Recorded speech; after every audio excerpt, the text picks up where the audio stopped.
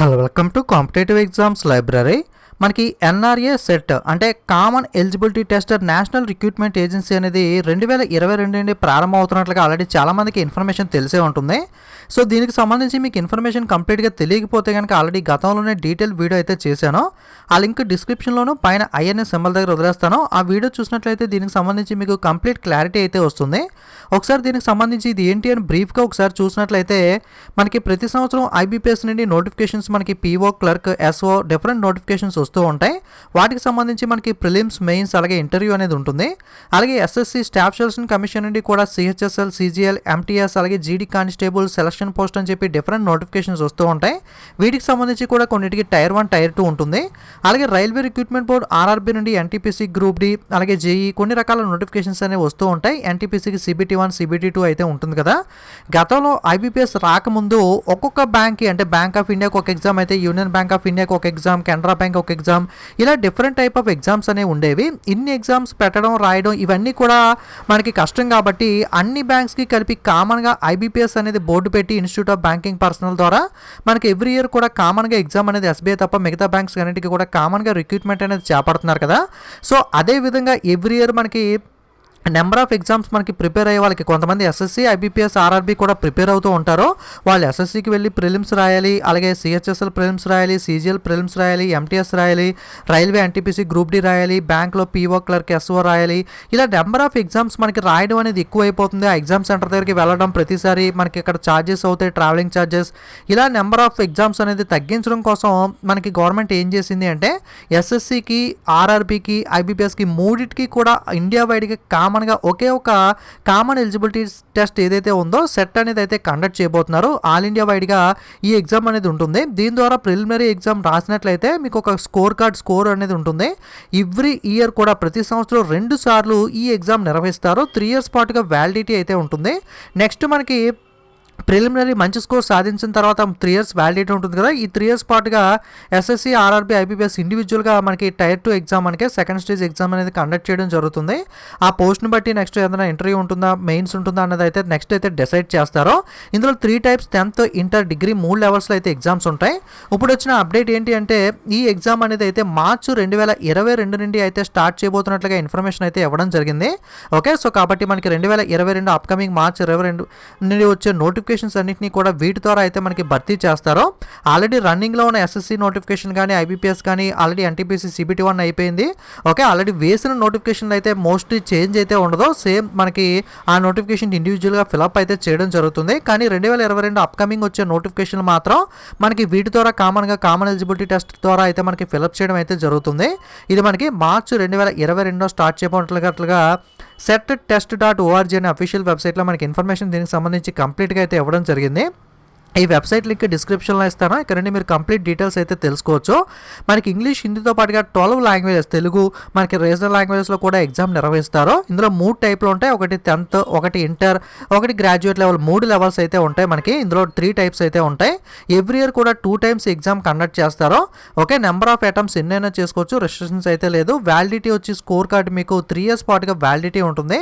మీరు score improve చేసుకోవాలనుకుంటే ఎన్నిసార్లు అయినా సరే రాసుకోవచ్చు. బట్ ఒకసారి రాసిన తర్వాత అది మీకు మినిమం క్వాలిఫైయింగ్ మార్క్స్ కనుక పెట్టినట్లయితే అది మనకి 3 ఇయర్స్ పాటుగా అయితే వ్యాలిడిటీ అయితే ఉంటుంది.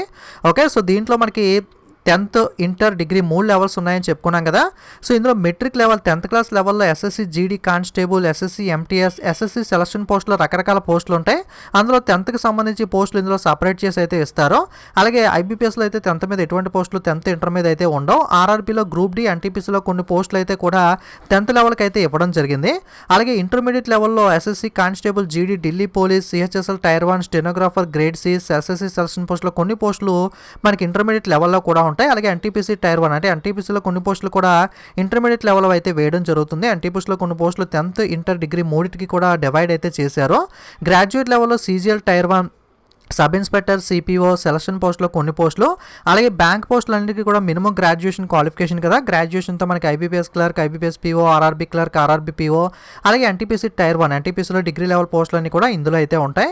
ఇందులో ఇన్ఫర్మేషన్ అంతా కూడా మనకి మోస్ట్లీ 90% అయితే యాక్యురేట్గానే ఉంటుంది. బట్ కొంతవరకు టెంటివ్, అంటే ఫ్యూచర్లో అఫీషియల్ నోటిఫికేషన్ వచ్చిన తర్వాత కొన్ని మార్పులు అయితే జరిగే అవకాశం ఉంది. ప్రస్తుతానికైతే ఎస్ఎస్సీ, ఐబీపీఎస్, ఆర్ఆర్బీ మాత్రమే ఈ సెట్లో అయితే మనకి యాడ్ అవ్వడం జరిగింది. ఫ్యూచర్లో ఇంకా ఐబీపీఎస్ కాకుండా, ఐబీపీఎస్, ఎస్ఎస్సీ, ఆర్ఆర్బీఏ కాకుండా ఇంకా డిఫరెంట్ గవర్నమెంట్ ఆర్గనైజేషన్ కూడా కామన్గా దీని ద్వారా ఫిలప్ అయ్యే అవకాశం అయితే ఉంది. ప్రస్తుతానికైతే వీటిని అయితే ఫిలప్ చేయడం అయితే జరుగుతుంది.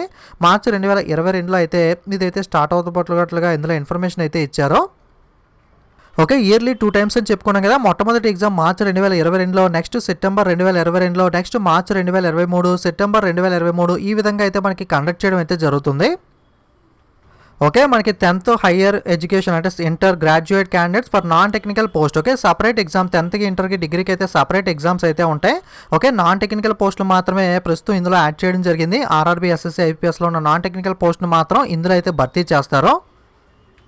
ఓకే, సిలబస్ విషయానికి వస్తే ప్రస్తుతం అయితే ఎటువంటి సిలబస్ కూడా గవర్నమెంట్ అయితే అనౌన్స్ చేయడం జరగలేదు. ప్రస్తుతం టెంటివ్ ఇన్ఫర్మేషన్, వాళ్ళ దగ్గర ఉన్న ఇన్ఫర్మేషన్ ప్రకారం మాత్రం చూసుకున్నట్లయితే టెంటివ్గా రీజనింగ్, మ్యాథమెటిక్స్ అండ్ ఇంగ్లీష్ అయితే ఉండే అవకాశం ఉంది అని చెప్పి ఇవ్వడం జరిగింది. ఇది కన్ఫర్మ్ కాదు. As of now there is no syllabus issued by government అని క్లియర్గా ఇచ్చారు. బట్ ఉన్న ఇన్ఫర్మేషన్ ప్రకారం టెంటివ్గా మాత్రం రీజనింగ్, మ్యాథమెటిక్స్, ఇంగ్లీష్ అయితే ప్రిలిమినరీలో ఉండే అవకాశం ఉంది.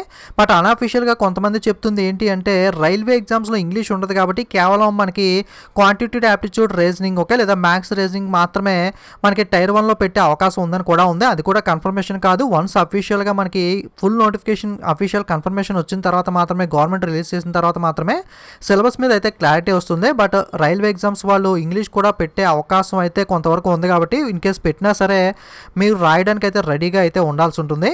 ఎవరైతే ఆల్రెడీ ఐబీపీఎస్ కానీ, ఎస్ఎస్సీ కానీ, రైల్వే కానీ ఆల్రెడీ పడిన నోటిఫికేషన్కి అప్లై చేసి ప్రిపేర్ అవుతున్నారో మీరు మాత్రం 100% మీ ఎఫర్ట్ మొత్తం పెట్టి ఈ నోటిఫికేషన్లోనే జాబ్ కొట్టే విధంగా మీరైతే ప్రిపేర్ అవ్వండి.